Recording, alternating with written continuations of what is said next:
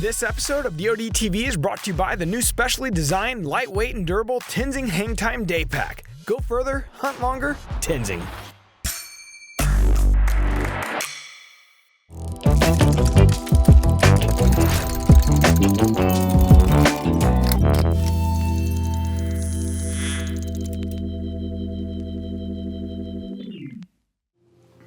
Hi, and welcome to another episode of Dream Season Live brought to you by Loophole. First and foremost, congratulations to all you hunters out there that have already filled your tag, and best of luck to those that still have a tag in their pocket. I still think we have lots of great opportunity, and some of the best parts of the season is yet to come. On this week's episode, we're going to head to Missouri first and tag along with Kirk Hendershott, who has a project farm that he's put a ton of work into, and he manages to catch up with his #1 hit list buck. After that, we'll dive into the hardwoods with Nick and Mason Morris, and we'll follow along with Mason, who wraps his bow tag around one of his biggest bucks today. I hope you enjoyed this week's episode, and be sure to head over to DeerCast and follow along with all of the latest content from the Drury outdoor platforms. Thanks for watching. All right, it is middle of the summer and actually approaching July 4th weekend, and our plan is to get some food plot work done. This farm essentially is just about half timber and half cedars. As you can see, the equipment just got moved in. We're getting ready to start breaking dirt. The farm's kind of getting taken over with some cedar trees, and we're gonna get those removed. We're gonna use the cedar trees to kind of create a little wall and funnel the deer and have us some cover to be able to walk into the blind. We're looking at making about a 2-acre plot. Our end goal is to have a grain plot. And strategically, the west side's gonna be a little better for green plot. For that October and November time frame when the deer are really starting to feel their oats and get out and work scrapes and checking fields and checking does. So we actually built the plot to work in our favor. Got a lot of up-and-comers that we're watching and gonna be getting cameras out on. We've just recently moved a muddy bull blind. I'm 99% sure that he went down just inside the woods over there. Just like what Mark Drury said in one of the latest Deer Season 21s, you either make your spot better or find a better spot. So I've done a lot of work on this farm, created a scrape tree. It's a natural tree. There used to be a bunch of timber back behind it. So that's where he was standing. He was 33 yards making a scrape whenever I shot him. So, oh my gosh. I am in shock. I honestly am in shock right now. Here it is, beginning of November, and I'll be dang if I didn't just smoke him at 33 yards. I am Kirk Hendershott. Got to fill my landowner permit on our farm that I've been working on for the last 5 or 6 years. Our farm mainly consists of a little bit of warm season grasses, cedars, timber, and a couple different creeks that run through it.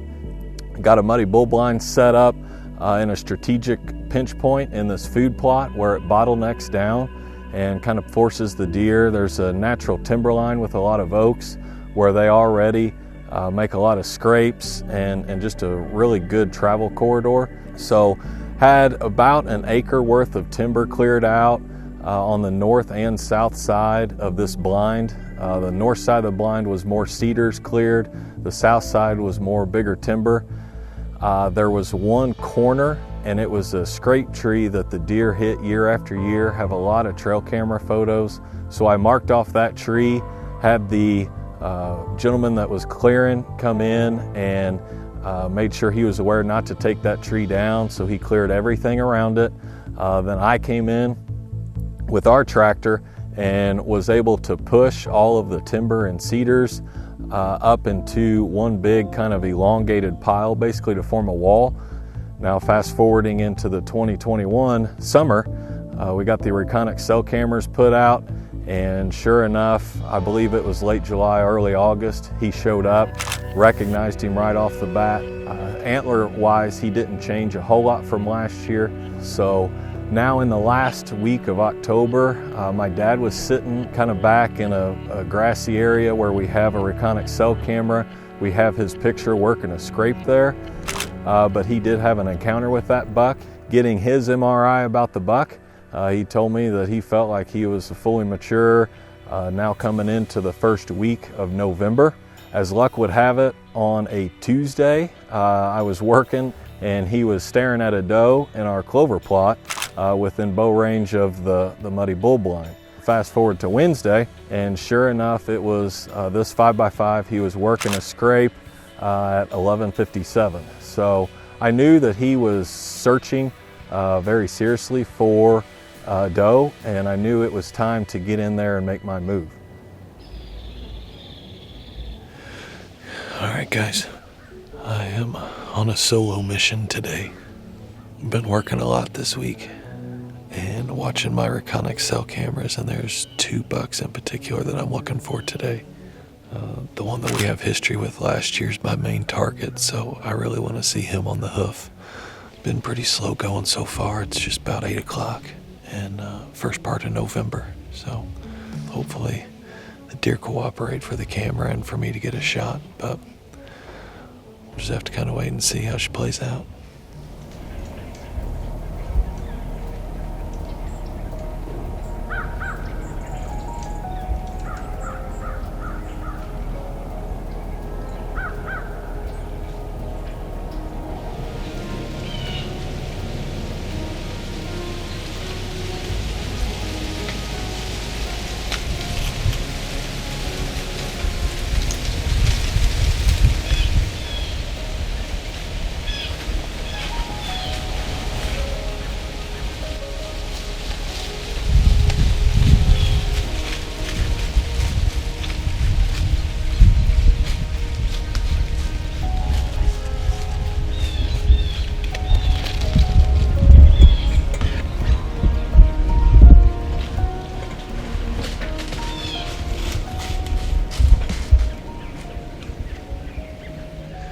It's almost 11 o'clock, so as you can see, it's been pretty eventful. First thing this morning, I did see my target 5x5 that I was looking for, and he was grunting behind a doe too, so we'll sit tight for a little while yet, kind of see what the rest of the day brings. Hopeful to see him, I went straight to a stand that we have right by the scrape where I had pictured him the day before. It was fairly slow, so using my loop-holed binoculars, I was able to see him, and he got a doe pushed off into a draw before I was able to get my camera on. So I went in over the lunch hour, kind of regrouped, replanned, and decided that I would go ahead and sit that muddy blind where I knew he was using the clover frequently. So I was hopeful for that. It was a warm front coming in, the first south wind after several north, so I knew I had a lot in my favor and wanted to go ahead and make that move. All right. Well, I just got settled in on the afternoon sit here, but I decided to move to a clover patch. Some biologic, non-typical clover. My fiance and I were here, a couple weeks ago, and had a really good sit, saw a lot of deer. So deer cast switch from okay to good, so hopefully that will bring me some luck. Just checked 2 scrapes with the old loop-holed rangefinder, and one's 35 and one's 34, and I've got some others right here in front of the blind that are under 20. So a lot of deer hitting the clover, deer on the move. It's early November, so you just never know what could happen. Just gotta be out here.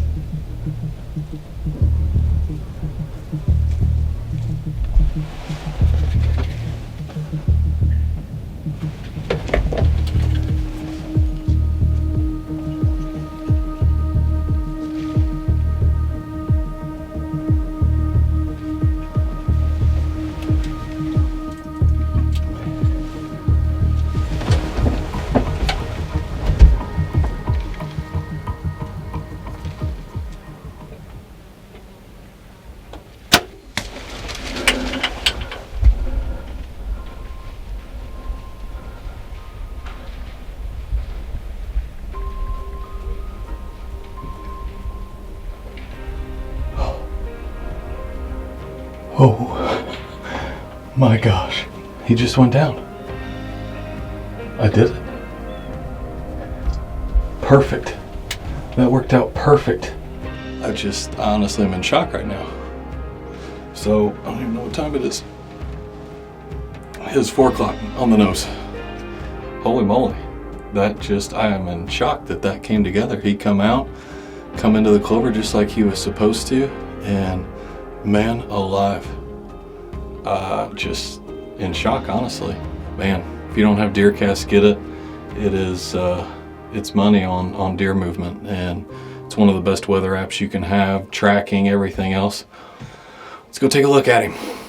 All right, guys, so I called my fiance Samantha, and she brought our 2 boys, Connor and Kellen. So I got me a little reinforcement and a little extra help to do the blood trailing. So I've done a lot of work on this farm and created a scrape tree. It's a natural tree. There used to be a bunch of timber back behind it. That's where he was standing. He was 33 yards making a scrape whenever I shot him. So we'll take a walk over here. Not me. Huh? Boys did a good job. So just like the footage shows, he didn't go about 7,500 yards. I'll get him up out of here so we can take a better look at him, and not everybody has to get all dirty.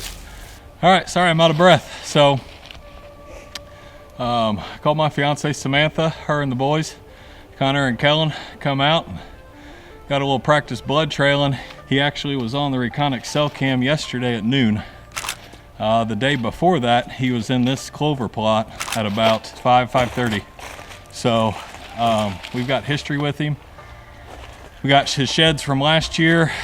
Great mature buck, North Missouri, first part of November, and just honestly couldn't ask for a better evening sit. He come in, read the script, hit a scrape, 33 yards, and as they say, the rest is history. So get him taken care of, get some pictures, and be ready for rifle season. So I'd like to thank you for watching Drury Outdoors Dream Season Live, powered by DeerCast. You know, we at Drury Outdoors have had a long-standing relationship with Mossy Oak that spans some 30 plus years. As we've watched Mossy Oak grow, we've watched them allow a lot of their people to connect with the outdoors. And one of the aspects is Mossy Oak Properties, the land brokerage division. You know, we had a unique opportunity to list a parcel of property with Mossy Oak Properties, exactly how they listed it on the corporate side, the wording that they chose, and those listing agents understand rural property. They understand what you're trying to do and really what you believe in and what your passions are. It's good to know that you've got an agent that understands your passion. So if you're buying or if you're selling, check out mossyoakproperties.com and give them a chance, because they understand the passion, particularly in the outdoors, the way we are passionate about the sport of hunting. By all means, if you haven't checked them out, please do. Go to mossyoakproperties.com. Northwest winds at 8 miles per hour. Pressure is on the rise. Front is moving. Perfect conditions for hot corner. Shooters been all over the south side. Want to focus on afternoon movement. Hot corner, 3 p.m. It's the easiest decision you'll make this season. Get ahead of your game with DeerCast.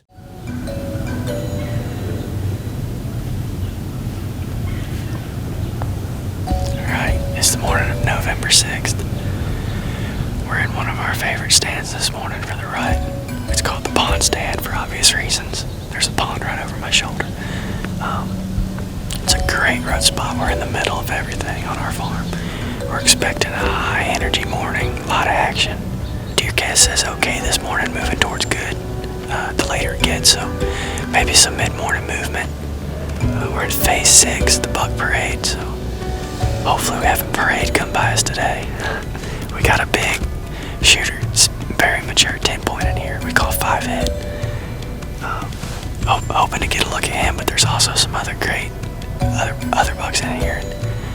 You never know what's going to show up this time of year, so you just got to get in the tree and see what happens. So that's what we're going to do. Stick with us.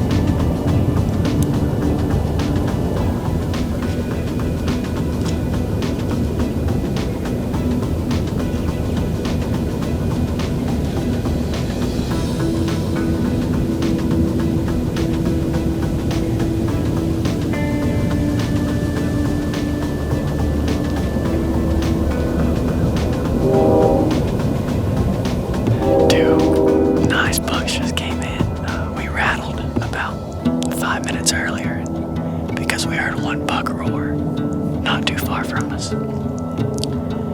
And as soon as I rattled, we could hear him coming, and he strutted all the way up the ridge to us. But what we didn't know is we actually rattled in another one behind us. And I was watching that buck, and as I was watching him, the other one walked right into view.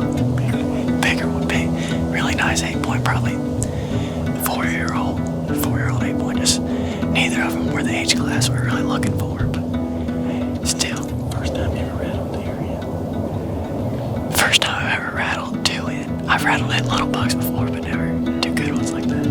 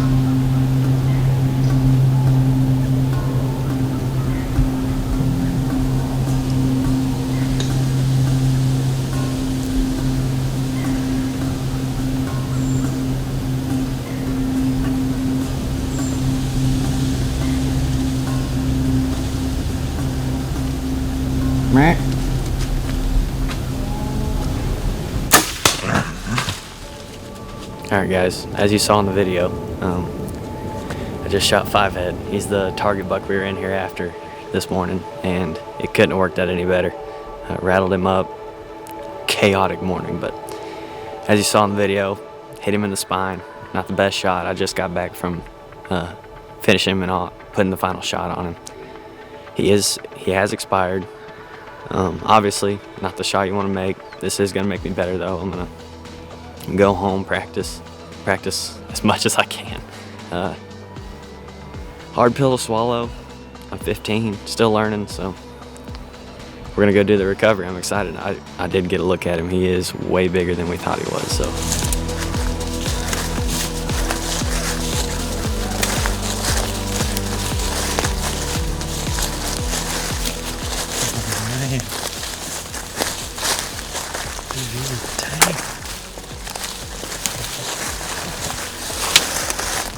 Look at that deer. Look at that jaw. We called this deer 5 head because on trail camera, on Reconix trail camera pictures, it was very noticeable how his antlers kind of grow farther apart than most deer do, and it makes him look like he has a really big forehead. So we called him 5 head. He's a stud. That's a big deer. Look how long these tines are. Yeah, whenever we saw some nice bucks this morning, really nice 8-point, and they were tempting, but then I saw him coming, and it's amazing the difference between a immature deer and a mature deer whenever they're coming through the woods. Obviously, as you guys saw in the video, spined him. Not the best shot, not the way you want it to go, but the shot did end up being lethal. I had to put another one in him, right? But he expired quickly afterwards, so. It's not what we want. My man here's practiced all summer with the Matthews V3, and he's deadly. He outshoots me regularly. But when the pressure hits you, it's a little different, ain't it, buddy? Huh? Yeah. And as a 15-year-old hunter, it's gonna happen again, buddy, and it's happened to all of us veteran hunters out here. The same thing has happened to pretty much most people watching this video. So all I can say is that we'll learn from it, and your next experience it'll never be calm. Yeah. But it'll hopefully be better. Yeah. I'll learn from it. Yeah, we have great respect for these animals. We are extremely excited. This is one of our target deer. Just probably a 6-year-old, it could even be 7-year-old brute. Just an impressive animal. We were extremely excited when we seen him coming up the hill, weren't we? Feel lucky to be sitting by an animal like this. So we have great respect for these huge North Missouri whitetails, and for the Lord to bless us with a morning like this, we're pretty thankful, ain't we, buddy? Very thankful. Look at this gnarly thing. Oh, wow. That's cool. That's awesome. Man, you're just killing it this season. What's for breakfast? Pancakes, duh. Celebratory pancakes. As always. That's a nice one, dude. Oh, yeah. So cool. I hope you guys enjoyed that episode. I want to give a big congratulations to Kirk and Mason on those bucks. That's really awesome. A couple of great deer, guys. It is mid-November, and the rut is in full swing here in Iowa. I've had a couple opportunities to pass some really awesome deer and lay my eyes on a couple great deer, 4-year-old deer that are really close and did get my heart pumping, but just not quite the specific deer that I'm after. The rut is in full swing here in Iowa. The rifle season has kicked off in Missouri. There is a ton of action coming at you guys. The whole team is out seeing a lot of great deer. I actually was able to fill my Colorado rifle elk tag. So that hunt will be coming up. That's one you guys aren't going to want to miss. So keep checking back in the coming weeks. We're going to have a lot of episodes coming out and a lot of great footage for you guys to check out. And as always, we appreciate you guys watching Dream Season Live.